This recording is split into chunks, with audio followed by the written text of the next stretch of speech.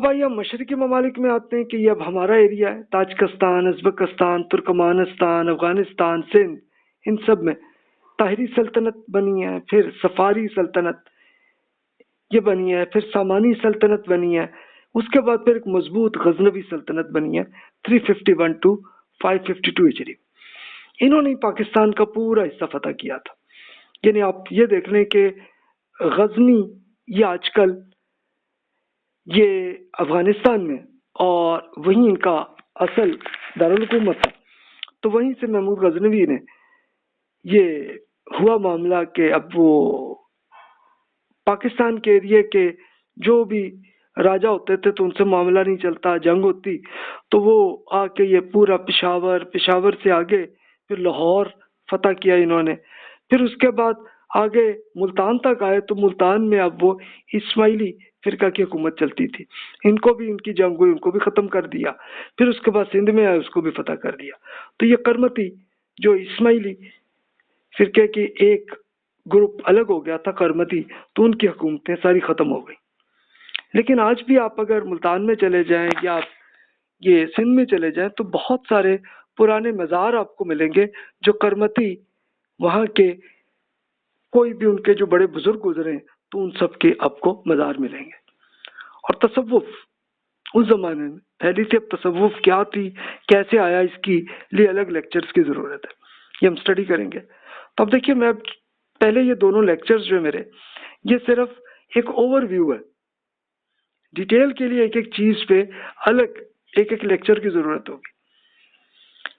پھر اسماعیلی ایران اور سندھ کی یہ جو حکومت 483 ٹو 656 ہجری میں ان کی چھوٹی چھوٹی ریاستیں رہی ہیں ایران میں اور کچھ سندھ میں بھی، لیکن وہ بھی ختم ہوتی چلی گئی۔ حسن بن صباح یہ کرمتی فرقہ کے ایک یہ بہت شاندار قسم کا بڑا انٹرسٹڈ معاملہ تھا۔ حسن بن صباح ایک ان کے ایک لیڈر تھے، تو انہوں نے ایک یہ پورا بہت خوبصورت ایران کا ایک ایریا، اس کے لیے انہوں نے ایک قلعہ بنا لیا تھا جسے حشیشین الموت، الموت ان کے اس پورے ایریے کا نام تھا۔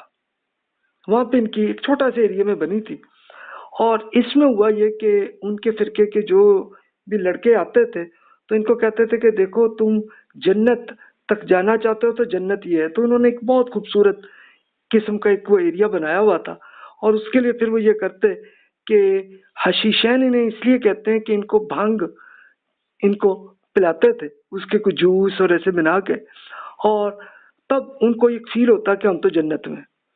تو پھر ان کو لڑکوں کو کہنا کہ جناب آپ اگر یہ خود کش حملہ کر لیں تو آپ جنت میں پہنچ جائیں گے، کہ جب وہ اس جنت سے جب وہ پورے شعور میں آتے تھے تو وہ ختم ہو جاتا سلسلہ، تو پھر جناب ان کو وہ کہنا تو اچھا جی یہ بات ہے تو ٹھیک ہے جناب۔ وہ پھر آ کے جن جن حکمرانوں کو ٹارگٹ کرتے تھے تو وہ جہاں کے قتل کر کے اپنے آپ پہ ہی خنجر مار کے اپنے آپ کو بھی قتل کر لیتے تھے۔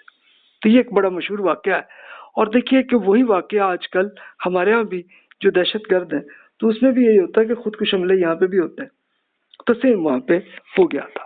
یہ ایران میں شمالی ایران یعنی جس کا بالکل ٹاپ کے کیسپین جو ایک بہت بڑی جھیل ہے اس کے پاس یہ ایریا رہا ہے۔ اچھا اب سندھ کی طرف آ جائیے، تو اب یہ دیکھیے کہ خوارزم کی ایک ریاست رہی ہے 490 ٹو 628 ہجری میں، منگولیا سے چنگیز خان کا حملہ ہوا تو ان کا یہ خوارزم کے ساتھ ہی ہوا تھا، اور انہوں نے کھوپڑیوں کے مینار انہوں نے بنا دیے تھے منگولیوں نے 616 ہجری میں۔ اب یہ ایک دلچسپ واقعہ ہوا تھا کہ خوارزم ہی کے ایک جنرل جلال الدین کی جنگ ہوئی تھی اٹک کے مقام پہ، اٹک کے آس پاس ایریا میں، تو جب وہاں پہ ہوئی تھی تو اب ہوا یہ کہ بہرحال منگول فوج زیادہ مضبوط تھی اور انہوں نے اکثر مسلمانوں کی زیادہ تر ہو گئے تھے، تو صرف اکیلے یہ جلال الدین رہ گئے تھے، اور یہ گھوڑے پہ تھے تو انہوں نے گھوڑے کے ساتھ ہی جمپ کر کے دریائے سندھ کے اندر گر گئے تھے، اور وہیں سے اپنے گھوڑے کے ساتھ ہی سفر کیا. تو اب وہ جو منگول فوج تھی تو انہوں نے تیر مارے لگے نہیں، لیکن پھر چنگیز خان نے دیکھا تو وہ امپریس ہوا کہ یار یہ بڑا بہادر آدمی، چھوڑ دو، یہ نہ کرو. تو اپنے تیر جو ہے روک دیا اور وہ پھر اس طرح سے جا کے نکل کے چلے گئے تھے. اس کے بعد پھر چنگیز خان کے بعد ان کی اگلی نسل میں Tajikistan, Uzbekistan, Turkmenistan, Afghanistan, Iran, شام، فلسطین، سب تک انہوں نے تباہی کر دی تھی 616 to 656 ہجری. اور چنگیز خانی کے پوتے تھے ہلاکو خان. تو وہ صاحب تھے کہ جنہوں نے آ کے پورا عراق میں آ کے بغداد پورے کو تباہ کر دی تھی. اور علم اور دانش جو بڑے عرصے سے مسلمانوں کے ہاں چل رہی تھی وہاں سے تباہی ہوئی. یعنی تباہی کیوں ہوئی؟ وہ اس لیے ہوئی تھی کہ جناب جو علم تھا تو اس کی بہت ساری لائبریریز، بہت ساری بکس تھیں، تو وہ خود منگولوں نے آ کے ان کی لائبریری کو ایسے تباہ کر دیا تھا کہ ان کی پوری کتاب، یہ کیا بیکار چیزیں ہیں، پکڑ کے دریا میں ڈالی تو دریا کے اندر پورا بند بن گیا. کس سے؟ کتابوں سے. یہ حالت ہو گئی تھی. تو یہ وہاں سے پھر علمی اعتبار سے ایک بڑا ڈیزاسٹر تھا. اچھا، جو اسکالر سے وہ بھی اس میں بہت سارے شہید ہوئے اور جو بچ گئے تھے تو ان کو اب امن کی جگہ ایک ملی تھی انڈیا اور ایک ملی ان کو مصر میں. تو وہیں پہ آ کے پھر سیٹل ہوئے. وہ اس زمانے میں غوری سلطنت یہ افغانستان سے بنی تھی 543 to 612 ہجری میں. اور انہوں نے یہ کیا تھا کہ موجودہ پاکستان اور انڈیا کا آدھا حصہ فتح کر چکے تھے. اور یہ سندھ، گجرات سے مراد انڈیا کا جو صوبہ گجرات ہے، دلی، قنوج اور کلنجر، یہ مختلف ایریاز یعنی اب لیتے ہوئے پورا وہ فتح کر چکے تھے. لیکن پھر جب وہ غوری صاحب جب واپس گئے تو یہ کرمتی فرقے کے ایک خودکش حملے نے خودکش حملہ کیا جہلم میں. جہلم کے پاس اب یہ ایریا آپ کہہ لیں کہ دینا اور گجر خان کے بیچ میں یہ ایریا تھا. تو وہیں پہ غوری صاحب جو ہے وہیں پہ ان کو قتل کیا اور پھر ان کا ابھی بھی مزار وہاں پہ موجود ہے. تو یہ آپ اس ایریا میں دیکھ لیجئے، وہاں پہ بھی یہ ہوا واقعہ. اچھا، اب خاندان غلامہ اس کو کہتے ہیں انڈیا میں 602 to 689 ہجری میں رہی ہے. یعنی یہ کیا تھے کہ اب یہ جو غوری تھے انہوں نے یہ وہی ٹریننگ اختیار کی ہوئی تھی کہ جو بچوں کو یہ ہائر کرتے تھے اپنا بیٹا بنا کے، اور انہی کو مطلب وہ ان کے غلام ہوتے تھے. لیکن ان کو جناب پوری ٹریننگ لے کے اور وہ ملٹری کے بنتے تھے تو پھر ان کو آزاد کر کے کرتے تھے تو وہی پھر حکمران بنتے رہے. اس لیے اس کو خاندان غلامہ کہتے ہیں. تو اس میں کچھ بڑے اچھے نیک لوگ بھی گزرے ہیں اسی کے اندر، جیسے ناصر الدین محبوب 644 to 666 ہجری کے زمانے میں وہ رہے ہیں. تو انہوں نے یہ کیا تھا کہ بہت اچھے طریقے سے ایک بہت زیادہ عبادت گاہ وہ تھے، اور انہوں نے ایک بڑا کام یہ کر دیا تھا کہ انڈیا میں تاتاریوں کی یلغار سے بچائے رکھا.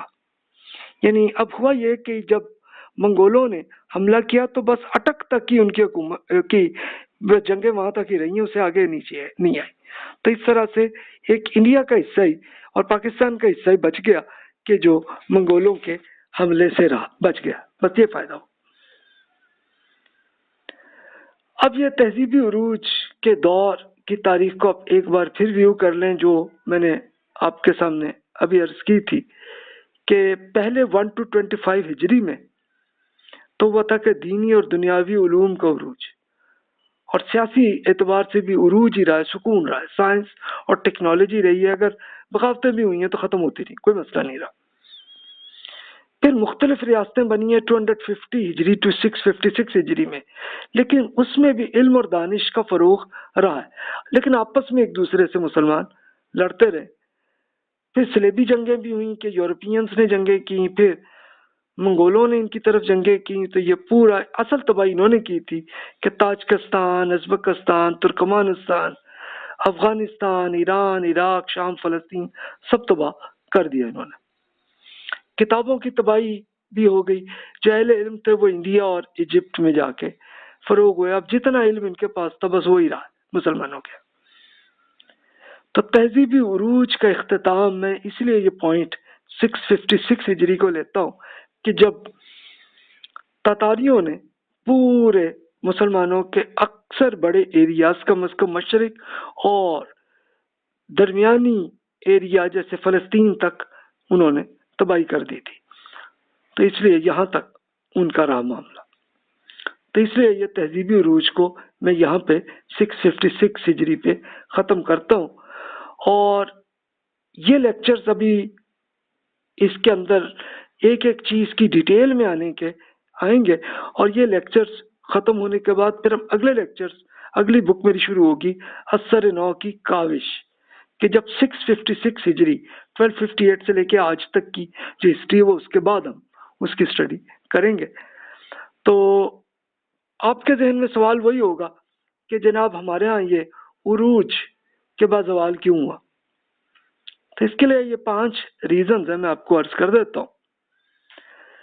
جو قرآن مجید کا حکم ہے امرہم شورا بینہم، کہ بھی مل جل کے اکٹھے رہنا ہے اور مل جل کے ڈیسیژن لینا ہے، اس کو مسلمانوں نے چھوڑا، الگ الگ حکومتیں بنی، اپنی بادشاہتیں بنائیں، تو ہر ایک میں پھر بادشاہ ایک فوت ہوتے تھے تو دوسرے سارے شہزادے ایک دوسرے کو مارنے لگتے تھے، اور وہ اکیلے ہی مارتے تو بات ختم ہوتی، لیکن پھر ان کی ملٹری ایک دوسرے کو جنگیں کرتے تھے۔ تو اس لیے کہ یہ زوال کی یہ پولیٹیکل وجہ۔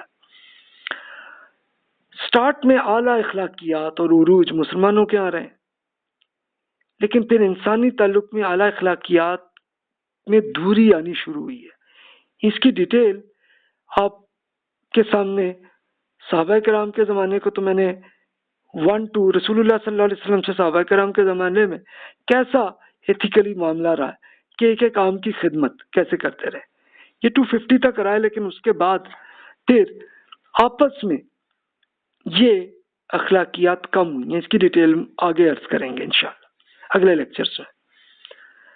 سائنس اور ٹیکنالوجی کا شوق شروع میں بہت تھا اور بہت عروج میں آئے، اور بہت اچھی ڈیولپمنٹ ہوئی ہے مسلمانوں کے ہاں، لیکن جب انہوں نے سائنس اور ٹیکنالوجی کو چھوڑ دیا تو پھر زوال آیا، اور این وہ ٹائم تھا کہ جب بہت یورپ میں وہی ٹائم پہ ایک عروج آنا شروع ہوا کہ انہوں نے علم حاصل کرنا شروع کیا اور سائنس اور ٹیکنالوجی کو ڈیولپ کرنے کی کوشش کی ہے، تبھی بعد میں عروج آیا ان کے۔ ایک چوتھی ریزن ہم یہ کہہ سکتے ہیں کہ فرقہ واریت اور آپس میں ایک دوسرے سے جنگیں، یہی اصل میں ایتھکس کہ ہمارے ہاں مسئلہ رہا کہ آپس میں ایک دوسرے کو مارتے رہے۔ اور پانچویں ایک یہ بھی آئی کہ پھر دیگر اقوام جس میں یورپ اور منگولوں نے حملے کیے ہیں تو اس وقت بھی بڑی تباہی ہوئی ہے۔ تو یہ پانچوں کو ریزنز کو بھی اکٹھا کر لیں تو زوال کی وجوہات یہ ہے آپ کو، لیکن ڈیٹیل کیا آئی، کیا کیا واقعات ہوئے، کیا کچھ ہوا، اس کی ڈیٹیل ہم انشاءاللہ اگلے لیکچرز میں کریں گے۔ تو اگلے لیکچرز میں ہم سٹارٹ میں پہلے تو تہذیبی عروج کے دور میں علم و فکر سے ہم شروع کریں گے کہ یہ جو کاغذ کا انقلاب آیا تو اس میں کیا چینجز آئیں، سماجی اور علمی انقلاب کیا ہے، نظام تعلیم کیسے بنا اور کیا کیا علوم کیسے ڈیولپ ہوئے، جس میں دینی اعتبار سے قرآن، عربی زبان، سنت نبوی، حدیث، فقہ اس کو لے لیں، اور دنیاوی اعتبار سے اب فلسفہ، علم الکلام، تصوف، نیچرل اور سوشل سائنسز کیسی ڈیولپ ہوئی ہیں، یہ میں آپ کے سامنے عرض کروں گا۔ پھر یہ کچھ لیکچرز کی ضرورت ہوگی ہے، اور اس کے بعد پھر دیگر فرقوں میں جو مختلف عروج، جس کی آپ نے ابھی دیکھا تھا کہ مختلف فرقوں میں الگ الگ حکومتیں بنی، جس میں ناصبیت ہوں، خوارج ہوں، اثنا عشری اور اسماعیلی شیعہ ہوں، اہل سنت ہوں، تو ان میں الگ الگ کیسے گروپ بنے اور کیسے کیسے فرقے بنے اور کیسے لڑائی جھگڑے ہوئے، تو یہ اور ان کا پوائنٹ آف ویو کیا تھا اصل میں ہم وہ پڑھیں گے، تو اس سے کیا کیا رزلٹس آئے۔ پھر مسلم دنیا میں غیر مسلموں میں ایک سیاسی اور مذہبی تحریکیں کیسے بڑھی ہیں اور کیسے وہ ایک صلیبی جنگیں، منگول یلغار اور ایک زندقہ، ایک غیر مسلموں کا ایک فرقہ مسلمانوں کے اندر آ گیا تو اس کے رزلٹس کیا تھے، یہ ہم پڑھیں گے۔ پھر اصلاحی تحریکیں مسلمانوں کے یہاں بھی آئیں اور انہوں نے امت مسلمہ کی بگاڑ کو اصلاح کرنے کی بڑی کاوش کی، اس کا کیا رزلٹ آیا۔ پھر ظاہر پرستی، تنگ نظری اور فرقہ پرستی کے لیے اصلاحی تحریکوں نے کیا کیا، رد بدعات کی تحریکیں کیسے بنی اور کیا رزلٹ آیا، تو یہ انشاءاللہ ان تحریکوں کی سٹڈی چلے گی انشاءاللہ۔ ابھی آپ کے ذہن میں بہت سوال ہوں گے، کیونکہ اصل میں یہ جو پہلے دونوں لیکچرز آپ کے ذہن میں سوال پیدا کرنے کے لیے، برین سٹارمنگ کے لیے، یہ سوال کرتے ہوئے ایک اوور ویو تھا، تو یہ آج مکمل ہوا۔ تو انشاءاللہ اگلے لیکچرز میں ہم تفصیل سے ایک ایک ایشو کو لیتے ہوئے تفصیل سے بات کریں گے۔